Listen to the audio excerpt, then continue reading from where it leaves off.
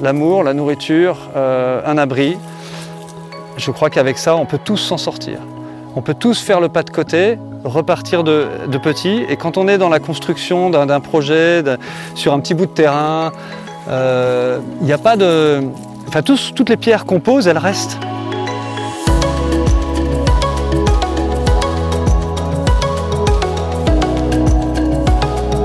Je m'appelle Pascal Depienne, j'habite ici dans le Poitou depuis une dizaine d'années maintenant, avec mon épouse et nos 2 enfants, Tino et Kimi. Et on a construit une maison en bottes de paille, après avoir vécu dans une petite maison en pierre qu'on avait restaurée. Et depuis le début, on a voulu être autonome en nourriture, en eau et en électricité.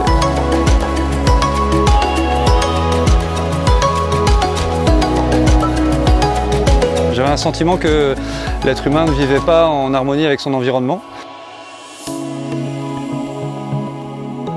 Et puis un jour, je suis allé en Thaïlande dans un projet où les gens étaient totalement autonomes, les enfants avaient des sourires comme ça, ils construisaient en matériaux naturels, en paille de riz, avec de la terre et de l'argile. Et pour moi, le contact avec la terre, il est passé par la construction naturelle. Et je me suis dit je me suis senti vivant à nouveau. Je me suis senti aussi comme un enfant qui retrouve ses Playmobil ou qui se retrouve sur la plage et qui a envie de construire des petits châteaux de sable.